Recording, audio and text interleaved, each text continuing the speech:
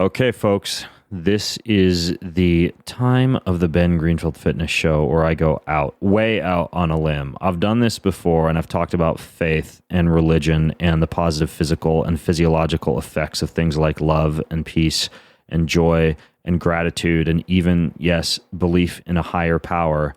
And I always catch a little bit of flack for it. But you know what? Listen into the introduction of today's show, because there really is one book, you probably can guess what it is based on my introduction here, that holds the highest esteem in my home, that I read more than any other book I read, and I read a crapola of books. And this podcast is about that book. I figured if it influences my life as much of it as it does, and I send you podcasts twice a week, I should at least talk, at least once, about this book for you. I, in my own life, have been focusing a lot on positive emotions, and especially a lot on gratitude and the physical and physiological and mental benefits of a daily gratitude practice, as far as decreasing inflammation and blood pressure and increasing oxytocin and serotonin and dopamine and decreasing the rate at which telomeres shorten and increasing longevity, giving you a whole host of benefits. And it is one of the emotions most talked about in the book that you're going to discover on today's show with the author of a fantastic book. This guy's name is Rob Bell. You're going to enjoy this show. He's got a great podcast too, so you'll like the discussion with him. Before we jump in, this podcast is brought to you by this amazing tasting protein powder. I'm not kidding. It actually tastes like banana bread. It's a protein powder that tastes like banana bread. But they've added in a whole bunch of other things: prebiotics, greens, electrolytes, fiber. It's called Roots. Roots makes incredibly clean, whole food-based ingredients. They don't use any synthetic chemicals. It's like this guilt-free powder. Dude, put this stuff in some ice and blend it up and throw like maybe a few almonds or cashews or coconut flakes or something like that on top. Oh my goodness, it is so good. It's like eating banana bread for breakfast. So try it. BenGreenfieldFitness.com/roots. That's BenGreenfieldFitness.com/ROOTZ, or as you say over there in other places, Z. BenGreenfieldFitness.com/roots, and your code for a 10% discount is, you guessed it, Ben10. This podcast is also brought to you by Orchestra. Not an orchestra with violins and tubas, but the Orchestra One. It's this all-in-one platform for healthcare practitioners and healthcare providers. And what it does is it takes care of everything. It's one mighty piece of software. It does scheduling, payments, communications, document sharing for you and for your patients and clients. And more importantly, so you don't get your butt sued, it's all secure, it's encrypted, it's HIPAA compliant, and it's made for anybody out there who's like a nutritionist or a personal trainer or a health coach or a doctor or a chiropractic doc or a naturopath or anybody who has like a clinic or a practice. And it's very cool. You can chat with your patient or your client in an encrypted chat room, even if they're not there in the facility with you. You can share documents and labs in a secure and encrypted way. You can let patients schedule and reschedule, and there's no hassle. It's all done right there on their cute little dashboard. It's actually a very, very cool piece of software. I used to run brick and mortar personal training studios for almost a decade across Washington and Idaho. This would have existed when I did that. I actually probably wouldn't be podcasting because I would be using Orchestra One to run my business. Anyways, though, you can check it out. Go to BenGreenfieldFitness.com/orchestra, just like it sounds. BenGreenfieldFitness.com/orchestra. You get 6 months of it totally free. That's a $120 value. You just use code BEN at BenGreenfieldFitness.com/orchestra. In this episode of the Ben Greenfield Fitness Show, the Bible speaks to questions human beings have had for thousands of years about what does it mean to be fully alive. Who really has a problem with that? So oftentimes what happens is modern people read ancient history through a very modern lens and then say, well, that's not true and it didn't happen like that. But in the ancient world, it was much more important to know, what did this say about what it means to be human? What did this say about our ancestors? What kind of world was this creating? I think it's important, first off, you can't take people where they don't want to go, and you don't want your growth and enlightenment to get in the way of somebody else's. He's an expert in human performance and nutrition. Voted America's top personal trainer and one of the globe's most influential people in health and fitness. His show provides you with everything you need to optimize physical and mental performance. He is Ben Greenfield. Power, speed, mobility, balance. Whatever it is for you, that's the natural movement. Get out there. When you look at all the studies done, studies that have shown the greatest efficacy. All the information you need in one place, right here, right now, on the Ben Greenfield Fitness Podcast.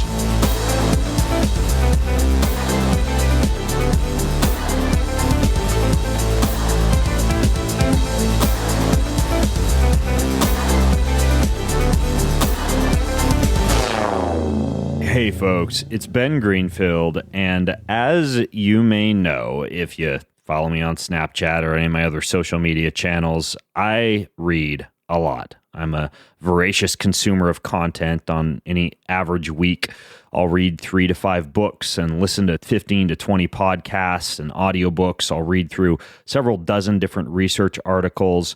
And I have a massive library in my home. As a matter of fact, if you visit my house, there are books everywhere. They're stacked by my bedside. They're strewn across the living room coffee table, and much to the chagrin of my wife, in an ever-evolving, towering, overflowing shelf of books in the downstairs office and the basement, and who knows where else over the next few years all my books will spill into across our house. But there's one book that I have more copies of than any other book that I own, and one book that I've read more than any other book that I own, one book that brings more value to my life than any other book that I own. And frankly, I haven't even talked about this book that much on the podcast.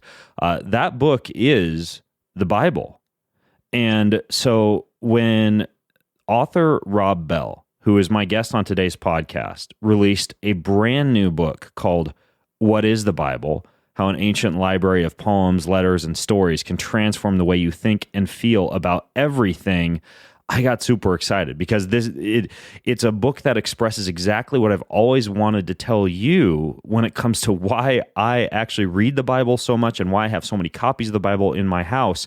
And I grabbed Rob's book. I stayed up until about 2 a.m. when it came to read the entire thing in a single evening, and folded over a ton of pages and realized that it's the perfect book, and Rob is the perfect person to help explain why I like and why I read the Bible so freaking much, and why I feel that even if you're not a Christian and you're not that interested right now yet in all things spiritual, this thing can bring a ton of value to your life.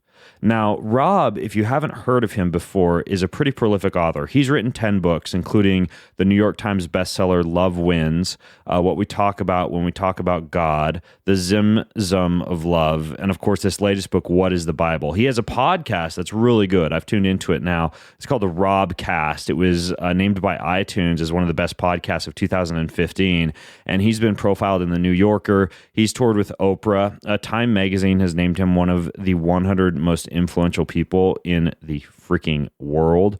He has a regular show at Largo, the legendary comedy and music club in Los Angeles. He lives in Los Angeles with his wife, Kristen, and their 3 kids. And like I mentioned, he has this new book, What is the Bible?, where he takes a deep dive to reveal the humanity behind the Bible. And he addresses a ton of concerns like the ethical dilemmas and the errors and the inconsistencies in the Bible, all the things we'll dive into today. But he also captures a lot of the magic and the story and the power and the inspiration in this book.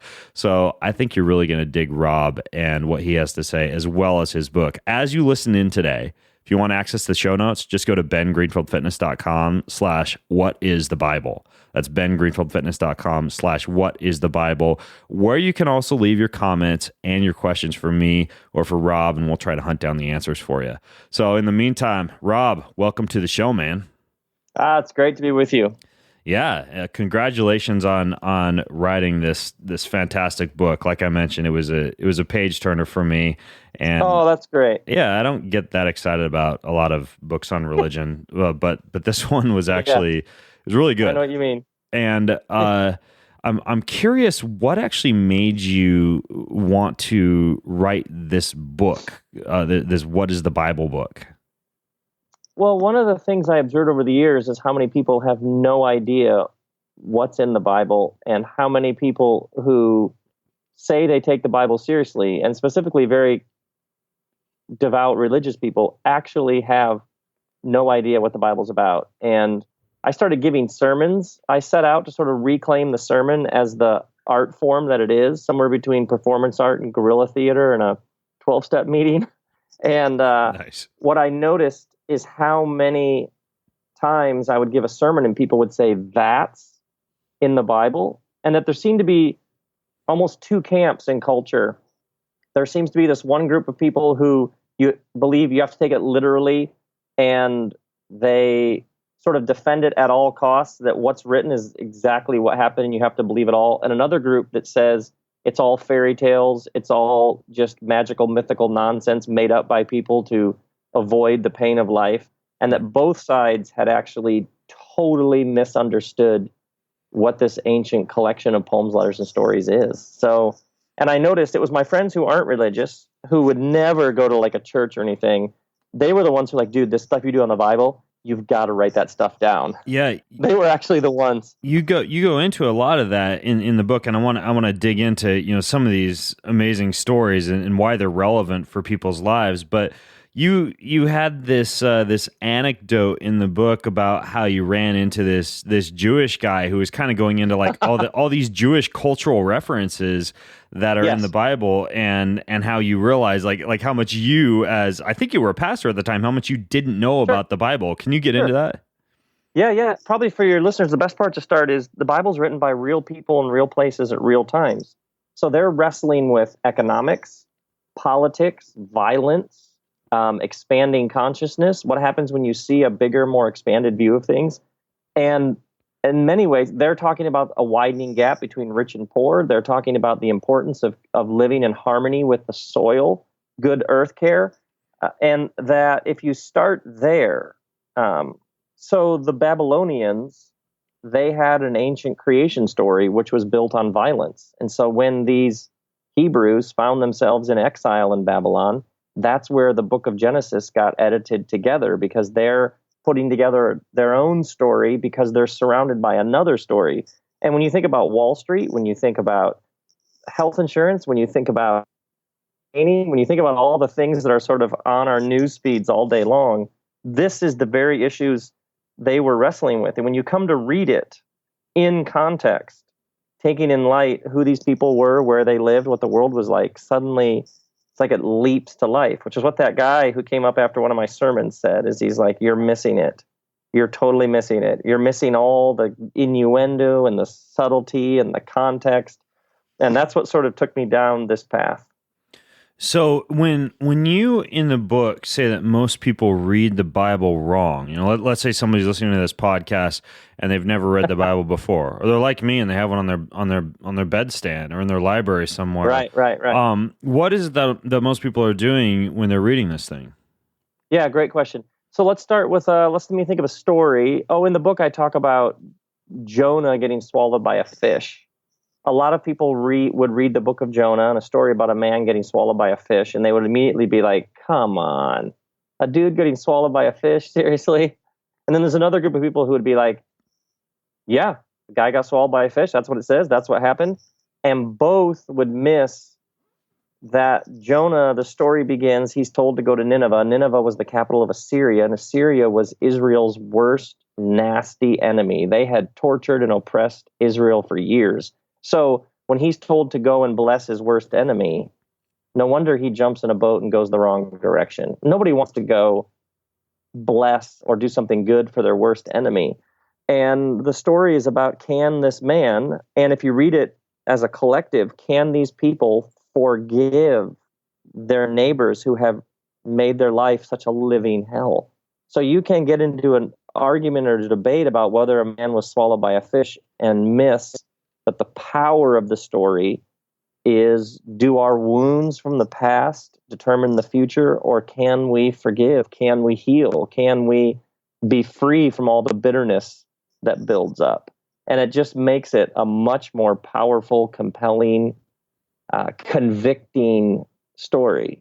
And so oftentimes these stories are loaded with power, and people are debating into points that aren't the writer's points. Right. Versus seeing the bigger picture, and it's really interesting. Yeah. Actually, I had this guy on my show, and we talked about cancer. We talked about twice now. Two of the people I've had on who have talked about cancer have specifically talked about bitterness and holding on to grudges and anger deep down inside of you, and how there are a lot of Eastern medicine philosophies and even emerging Western, energetic based philosophies of medicine that tie, that inability to forgive, that inability to release bitterness into physiological issues, like cancer, for example. Or you read a book like Bruce Lipton's Biology of Belief or David Hawkins' Healing and Recovery, and these guys go into how emotions like anger and fear and shame manifest themselves physically.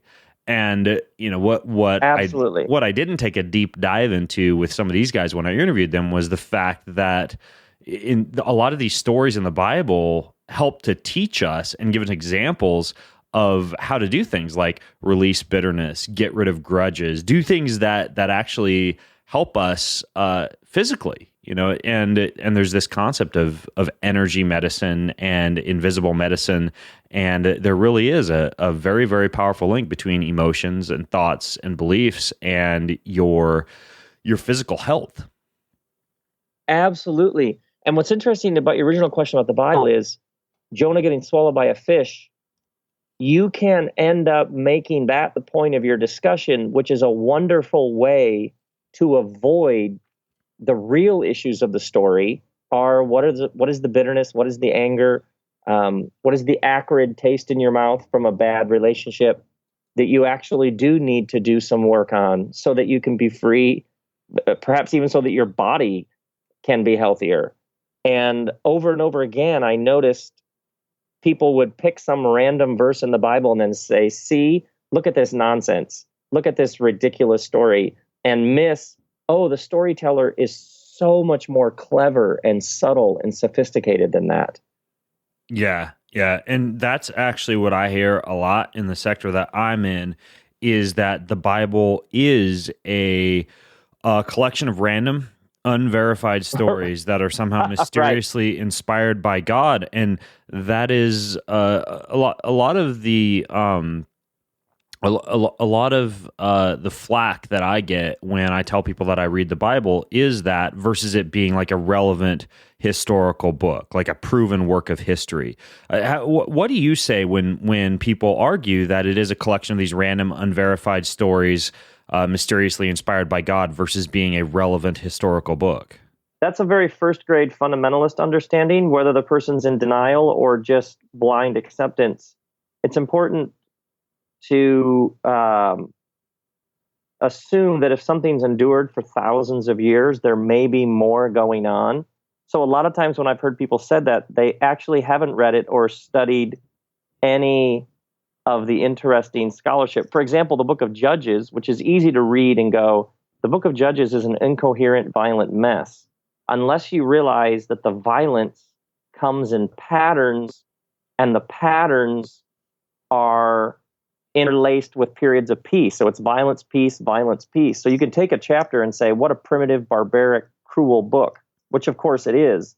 But then when you realize, the way that the material is arranged is actually very sophisticated. It's as if the editor of the book of Judges is saying, do you see how pointless all this violence is?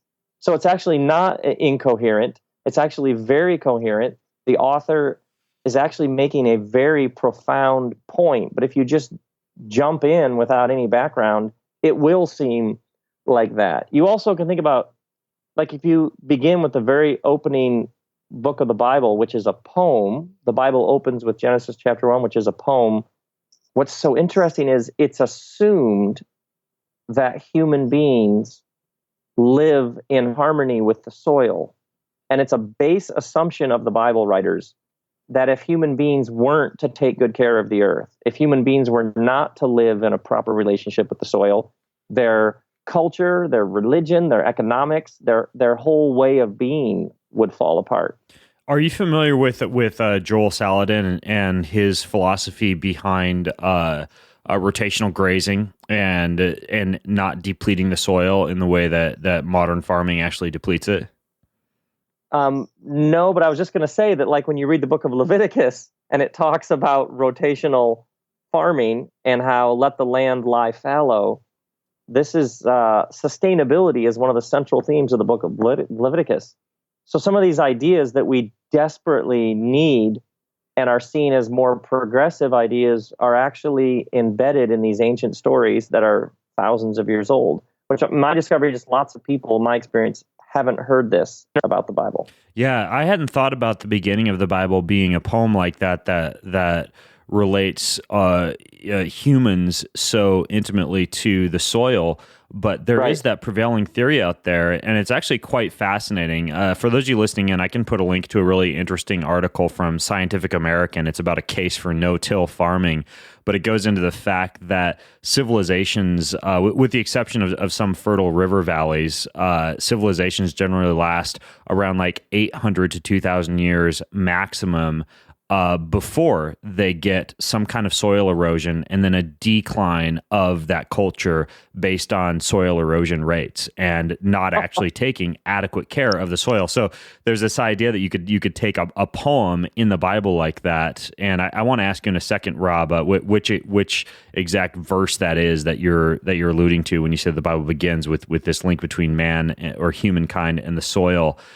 But it's really interesting that by ignoring that type of intimate relationship with the soil and that call to do things like rotationally graze and take care of the land around us, we actually see the inability of very, very strong cultures to be able to last any more than about 800 years. Oh, my word. That is so fascinating. That's amazing. It's really interesting. And by the way, for those of you listening in, and I'll get this guy in the podcast soon, Joel Salatin has a new book called The Pigness of Pigs that goes into this concept on a kind of like a little bit more of a level of what you can do in your own home, in your own backyard, in your own community garden, that type of thing. But in the meantime, Rob, what is that verse that you were saying that relates man to the soil or humankind to the soil? Well, actually, it's the whole way that the chapter 1 unfolds is the poet tells this poem about creation, of which biodiversity is one of the driving generative engines of the poem. So that everything is flourishing according to its kind. And then at the end of the chapter, whatever verse it is, 26, 27, it ends with talk of human beings and human beings bearing this divine image, which is to create and to cultivate. And the way that the poem is arranged is to place human beings in the midst of this flourishing, diverse, explosive, beautiful, exotic creation. And then they're told, now guide it. We might use the word steward it. Then chapter 2 switches, and it's a very different telling of the same thing. A much more of a story narrative. And once again, it's about people being placed in creation and finding their way to make a particular kind of world, which, when you then read the Bible in context and realize these people had been conquered by the Babylonians and hauled away to Babylon, and it's there that they actually edited together Genesis. It's like their culture has been destroyed. They find themselves in exile, and it's there that they edit together a series of stories about the importance of caring for each other and the earth. So it's like a layer upon a layer upon a layer, which becomes very, very sophisticated commentary on how to live in the world well. Yeah. And when you're talking about how, for example, Genesis wasn't formed until these people got hauled away to Babylon and began to thread together all their disparate stories into this actual historical narrative, you actually make this argument that really the Bible isn't a book as much as it is a library. That what the writers ultimately created was a library. What do you mean by that? Well, what's interesting you were saying is people say, oh, it's just a bunch of incoherent stories. Well, if you start with it's a library with a lot of different writers, like 40 writers over 1,500 years on 3 different continents, then that frees you to just let it be what it is. These people over here were writing from this place. These would have been pressing issues. Obviously, they're being driven by these ideas, because that's what they keep returning to. It's like you let it breathe. And then when you let it be just what it is, this is a poem, this is a rant, this is a history mixed with poetry, this is poetry mixed with history. Then a lot of what appear to be contradictions, you just let them be what they are. Those people were writing at different times. Human beings have been evolving and expanding in consciousness. So the fact that they would describe the same event two different ways at two different periods of history doesn't seem like that much of a contradiction. It seems like that's how it is. People had become more sophisticated in their thinking. And this isn't to sort of just brush things under the rug. It's actually to embrace the humanity of it and the messiness of it. You embrace all that because that's where the life is. Yeah. And you have a really good way that you kind of outline this when you go into this story. I'd never heard this story before, and I've read the Bible a lot, like I mentioned, but you talk about this lady named Joanna and this link between a king named Herod and then Jesus and Joanna. Can you highlight that story and why you included it in there as a way to explain like all this depth and intrigue and innuendo in the Bible? Yeah. Oh, I'm so glad you noticed that. Well, I think it's first important for people to understand Jesus was executed as an enemy of the state. So think orange jumpsuit, Guantanamo Bay. This wasn't somebody who was killed because he said, "Hey, be nice," or he hugged sheep and lambs. You know what I mean? Some of like sort of Sunday school images. This is somebody who was executed the long flowing brown hair and the sparkly eyes. Right. The Brad Pitt with a beard type of look. Yeah, who's Swedish for some reason. Yeah, exactly. Jesus led essentially a countercultural movement that insisted there was a better way to be human. And he was executed by an industrial, religious, military, economic complex that can't have that sort of resistance. So I think it's important. This is like the original Rage Against the Machine. So it's important to sort of set that up. And King Herod, the Herodians sort of ruled the Hebrews, and the Herodians were like a dynasty, a couple generations old, and Herod Antipas was the ruler, and he was trying to kill Jesus. And there's this one throwaway line almost in the Gospel of Luke that says Jesus was traveling. There were a group of women who were traveling with him, which would have been very, very revolutionary. And one of the women's name was Joanna, and these women were paying Jesus bills. And Joanna was the wife of Chuza, who was Herod's household manager. So Herod is trying to kill Jesus. Herod's household manager's wife apparently she's not living in luxury, but she's out on the road with an itinerant mystic revolutionary rabbi. And Jesus' movement is being funded by women like Joanna, who would have gotten her money through this very complicated power structure that's actually trying to kill Jesus, which, that's just the poetry of that alone is just killer. That's crazy. Amazing. So basically Joanna is taking care of Herod's household. She's Herod's household manager. And the wife of his manager. Yes. Okay. She's the wife of Herod's household manager.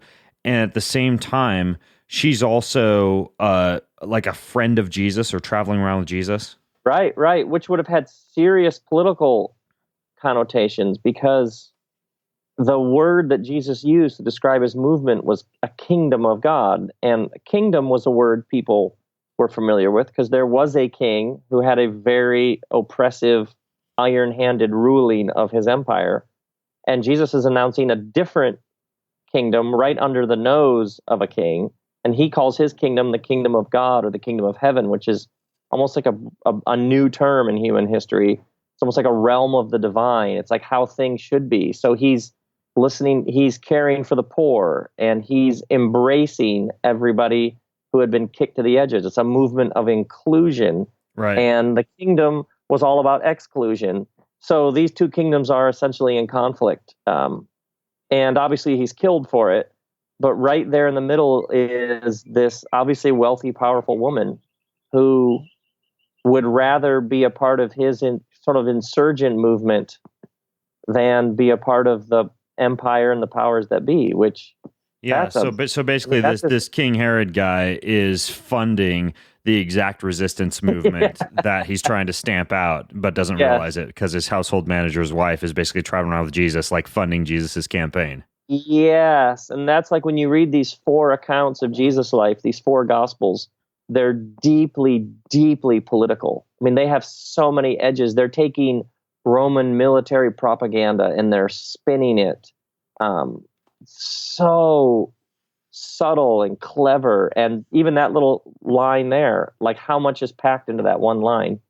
Yeah, the interesting thing is, once I read your book and began to realize all these subtleties lying below the stories that are in the Bible, like you start to read a little bit more like the way you would read like a few of my other series are like, C.S. Lewis's Space Trilogy or J.R.R. Tolkien's, Lord of the Rings, that it really is absolutely. like these really cool stories with a lot of mystery and intrigue and kind of backstories woven into them that you don't realize until you read your book and start to check out a lot of the things that you wouldn't notice before. But one of the things that you get into that I think is relevant to a lot of people is I hear many folks argue that the Bible is hypocritical because it's just so freaking violent, right? It's supposed to be a book about peace and about letting go of anger and bitterness, like we talked about earlier. But then there's a bunch of violence in the book that upsets a lot of people. How do you account for the violence that is in the Bible and still justify it being such a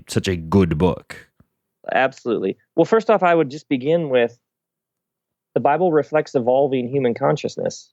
So you think about early stories in the Bible came out of a tribal conscious culture where you would go and you would conquer another tribe in the name of your God, and you would wipe everybody out. So the fact that stories emerge from a tribal conscious culture in which people would march into a village, kill everybody, and then claim victory in the name of their gods, that actually shouldn't surprise us. So when you read it as a story that's unfolding in actual human history. And when people say, well, it's supposed to be about getting rid of anger, even the idea that it's supposed to be, you didn't get that book. What you got is a book that comes out of actual human history. So when it reflects the cultures and the tribes and the consciousness from which it came, that actually shouldn't surprise us. What's interesting is right in the midst of all that violence. And first off, when you read the Bible and it's really violent, you should just call it that. When people like justify, well, apparently God was like that, please give that up. And then secondly, when people do say, well, God told them to do that, that's how people understood God. This is the book that you were given. The Bible was written by people who are telling you how they understood things. And then what you see is you see them evolving and growing in how they understood things. And in many cases, I think you could argue that the violence is included because that's the writer's point. The writer is showing the violence as a way of saying, do you see how ridiculous this violence is? You think about Quentin Tarantino. Does anybody think that Quentin Tarantino believes that violence is the solution to every problem? And yet, if you watched his movies, you'd be like, oh, he's doing something a little more subtle. I would argue that oftentimes Quentin Tarantino is spoofing violence. Like, look at how this violence isn't actually accomplishing anything. So I think it's a bit more subtle than that. But a lot of people were told it's in the Bible, so it's how God is. And that just isn't. It's not a healthy or interesting way to read it. Well, yeah, I mean, like when you get all this senseless violence, whether it's in a Quentin Tarantino or in the Bible, a lot of times it'll point out like how senseless violence actually is. Absolutely. Which is, I think, how you explain it in the book. Like you being shocked and repulsed by the violence in all these stories could be the writer's intention in telling those actual stories. And one thing that I think people neglect to point out when you read, a lot of the violence and the battle and and the rape and the pillaging that you find in many of the stories in the Bible is that in many cases that's put in there to highlight what happens when you don't have a belief in a higher power or a practice of gratitude and peace and love and joy in your life. That's what the human kind of degrades to on a primal level. And there's all these other parts of the Bible that tell us to care for widows and orphans and refugees and be involved in our local community, on like a charitable level, or to, as you point out in the book, like in the book of Deuteronomy, to leave a corner of the field unharvested so that the poor can wander in and harvest it and have something to eat. Or, about how we're supposed to regularly set people free from their slavery, or like, forgive debts. What is it? Like every 7 years, you're just supposed to like forgive people all their debts and let them go if they haven't paid them yet.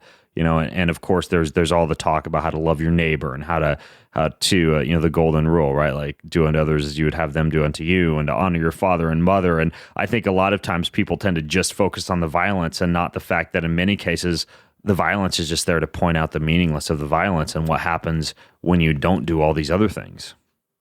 Right. And what's interesting, like the leave a corner of your field, is when someone says, well, what in the world could I have to learn from anything that has all that violence in it? Which I think, first off, great question. You should be asking that. But what's interesting is right in there, in among all those violent stories, is leave a corner of your field for the widow, the orphan, the stranger among you. Or Leviticus, the book of Leviticus, love your neighbor, which were new ideas in human history. So what you see is in among all that primitive, barbaric violence, you see the seeds of these new ways of being human being planted. And the reason why I think it's so important is the person who protests the Bible and says, what could I ever learn from all that violence? I would simply say, do you see the world exactly like you saw it 15 years ago? If we were to play a recording of all of your deepest convictions about politics, relationships, culture, all of us are like, oh man, I seriously had some ridiculous ways of seeing things. And then thank God I grew up. So if you read the Bible like a macro version of any one of our journeys, what happens is we gradually wake up over time. We become more grateful. We become more open. And if you read the Bible like we should be reading human history, like we read our own stories, then it becomes a movement forward. And the earlier parts, we're like, yeah, that was an earlier part. Of course, it's back there. That's how stories have worked for thousands of years.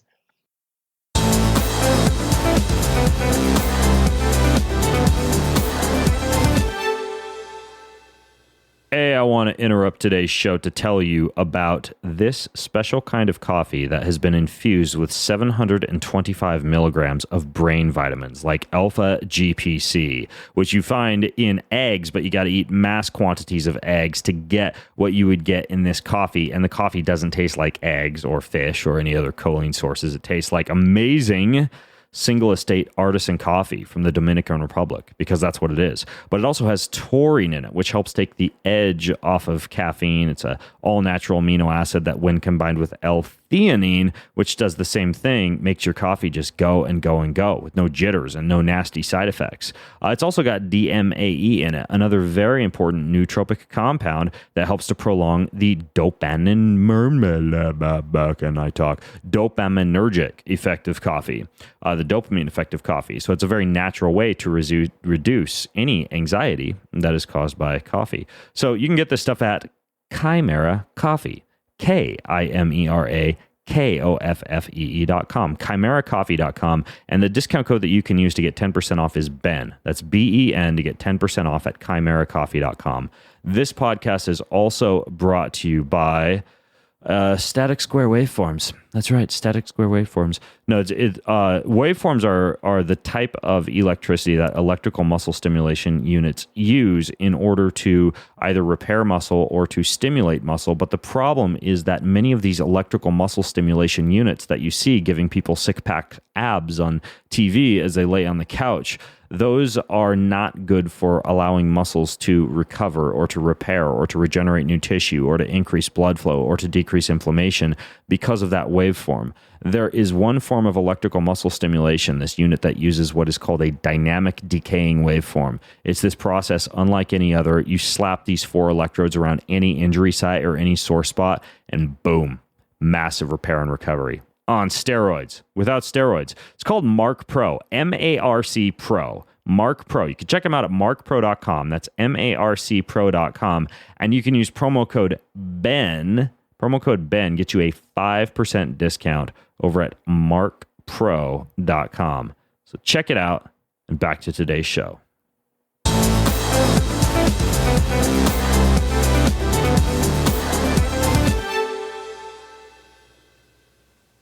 But how do you account for all the contradictions? Like there's a lot of inaccuracies. There are a lot of contradictions in the Bible. For example, I think there's one that you bring up in the book where, for example, there's like it's something to do with the census, right? So, so it's where the Lord tells David to go take a census of Israel and a census of Judah. And another book it tells about.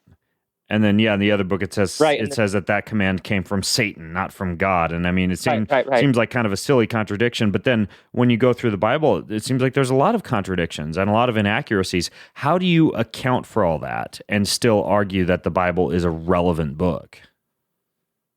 Well, I'm always interested in which ones people are talking about. So specific examples are always really helpful, like the census example. Because otherwise it's just a vague cloud of, what about the contradictions? I would begin with the fact that that we have been shaped and formed in a modern era that understood history in a particular way, which was fact. So what were the facts? How many towers were there? How many planes were there? How many terrorists? What day in September 2001 was it? Let me get the facts right.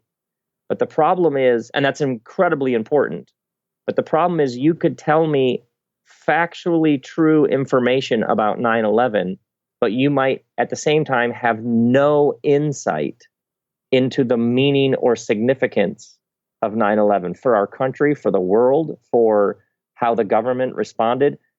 And so in the ancient world, pre-scientific world, meaning was much, much more important than exactly what happened. So did he kill 872 people or did he kill 1,000? Well, that's not the main point of the story. The story is, why did he kill so many people and what was happening and why did it go down that way?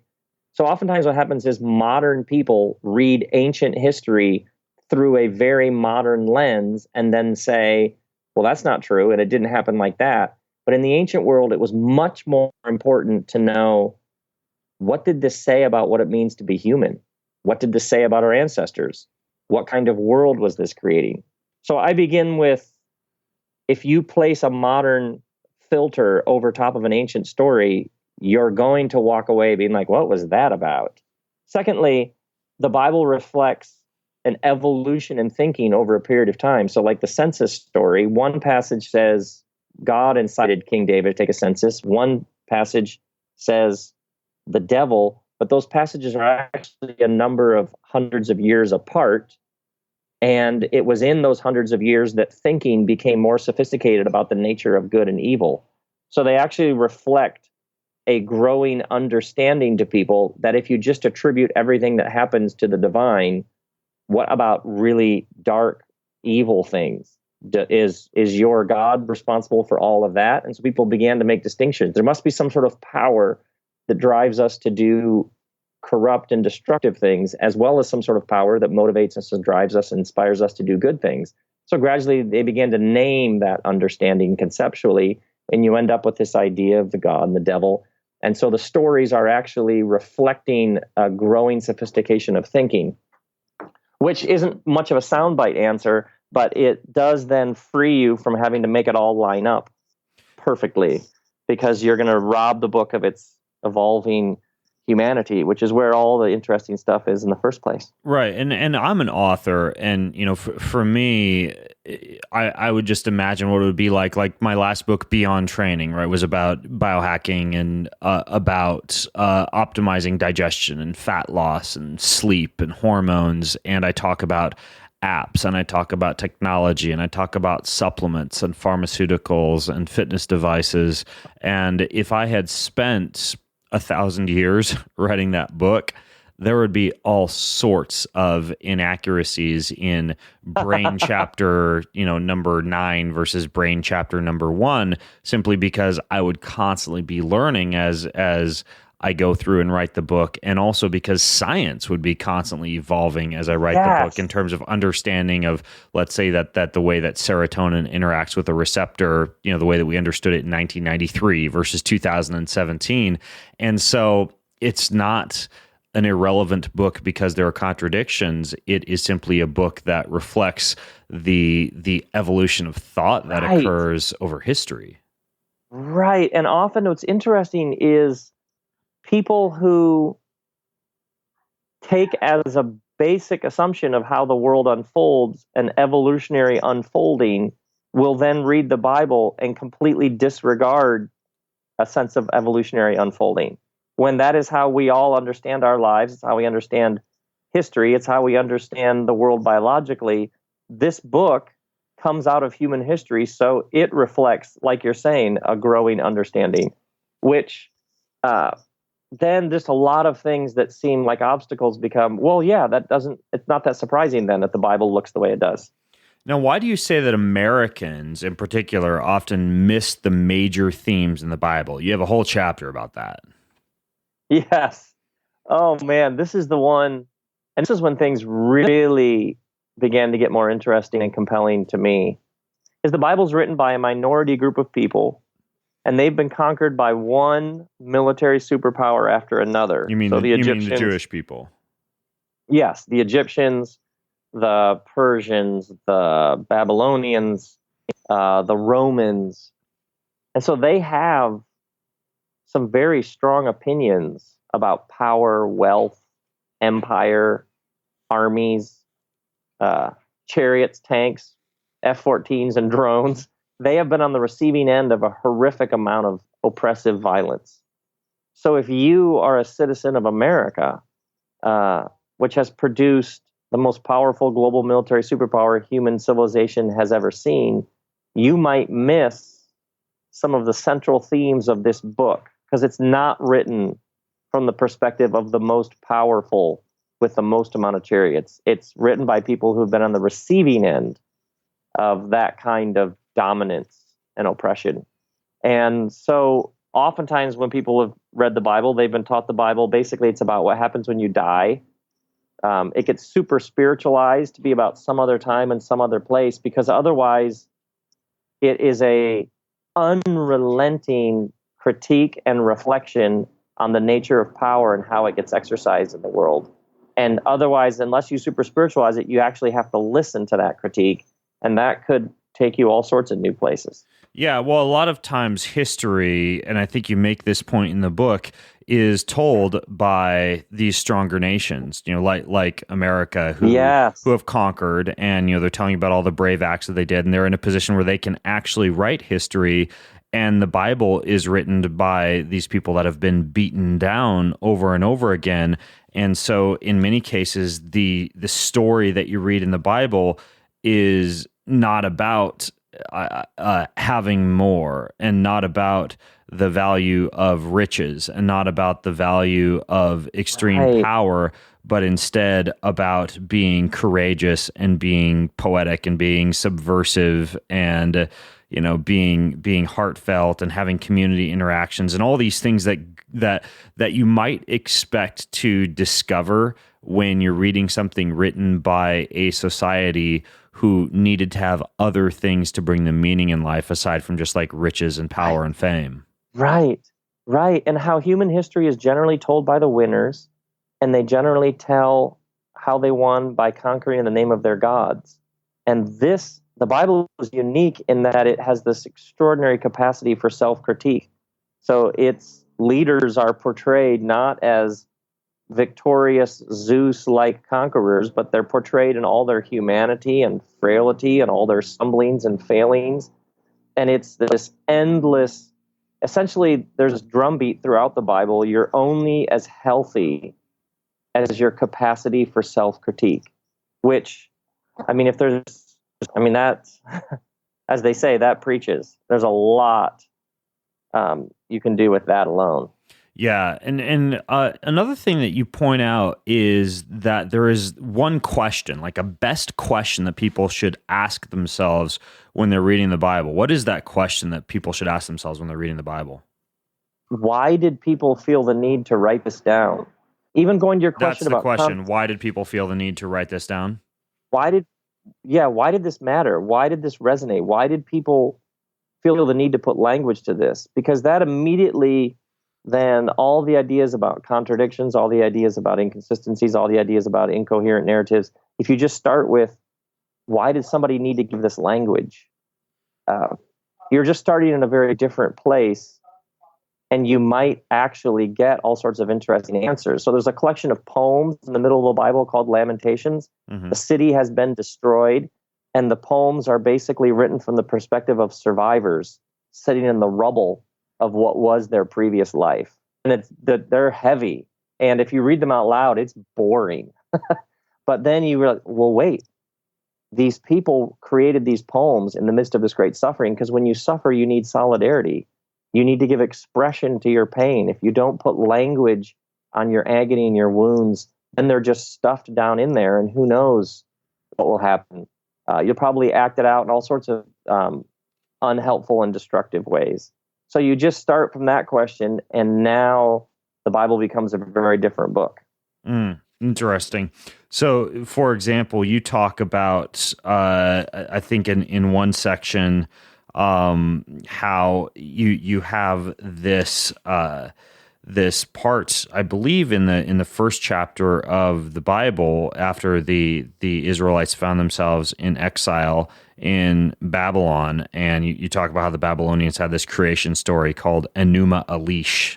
I'm not sure if I'm pronouncing that right, but it's about how this. You know what? Just fake it. Yeah, fake it till I make it. Confidence. How the god Marduk defeated this other goddess and then tore her carcass apart and used the two halves to make the world, and this violent story about how the world got created, and then the Israelites got conquered by the Babylonians and hauled away to that foreign world where they were surrounded by these cultures and these stories, and then they began to compile their own tribe's creation story and their own poem.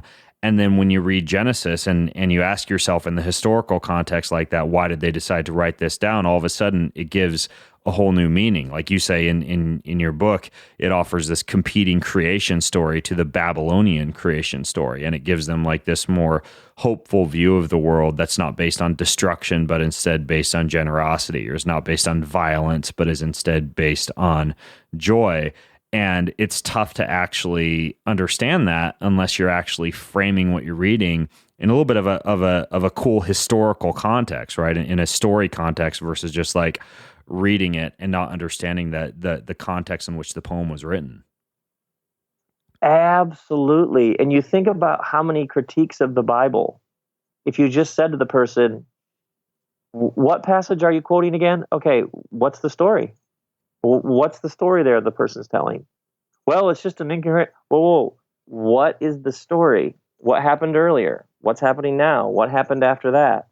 If you tap into the story, oftentimes what appears to be a random mishmash of violence and commands starts to make way, way, way more sense. Like, oh, I can see why that would have been important. Now, your book, by the way, it's really good in teaching us how to ask all these questions. But as far as learning more about the historical context in which the Bible was written, this is something I wanted to ask you. Like, are there other books that are good to read that allow you to kind of delve into the fascinating history and like what was going on from a cultural standpoint? I mean, I know we have, what's that podcast? There's a really good podcast out there, a history podcast. It's Dan Carlin's Hardcore History. Like one, that's a really great podcast. It's like, every single episode is like 5 hours long and takes a deep dive into a lot of these ancient cultures that were around at the time that the Bible was written. So that's one that comes to mind for me. But for you, were there certain books or podcasts or audiobooks that you've delved into to really learn more about the history that was going on while this thing was being written? And I tried, in the back of the book, I tried to list sort of over 25 years of doing this, books that had most open things up for me, that would be most accessible for people who are like, I have never read, I have no idea where to start, I don't know a thing. So Bruce Feiler has written a number of books that are like just mainstream, very accessible books that give you all this fascinating history and context. There's a man named Robert Bruce Farrar. Feiler. How do you pronounce his name? Yes. Or, I think or how do you spell it? Is it Feiler? Feiler. He wrote a Okay. book called Walking the Bible. He wrote a book called Where God Was Born. It's just absolutely awesome. And then there's some very accessible scholars. Thomas Cahill has a book called The Gifts of the Jews. He has a book called The Desire of the Everlasting Hills, which is just straight up, here's what the Greek world was like. Here's what it looked like with the Roman and Greek and Jewish worlds all colliding. That's just absolutely illuminating. And then you have people like Robert Farrar Capon, Capon, who gives you all this interesting insight. He does a lot of work on the Gospels and how these weird parable stories that Jesus tells, that they have an inner logic that's quite foreign to the Western mind. And then there's a writer named Bailey, Bailey, and his whole thing is you have to understand a Semitic mindset, essentially a Middle Eastern mindset. Because a lot of these stories, you're like a Western modern thinker, and these are just these stories come from a different sensibility and a different storytelling craft.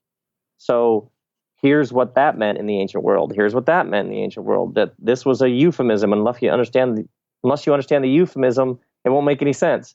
So there's lots of writers doing that kind of work, and a lot of it's very easy, accessible writing that you can know nothing about the Bible and like, whoa, interesting. Yeah, I'll put links to some of this stuff in the show notes. By the way, for those of you listening in, go to bengreenfieldfitness.com/whatisthebible, and I'll put some of the references in there. And then Rob also has some in the end of his book.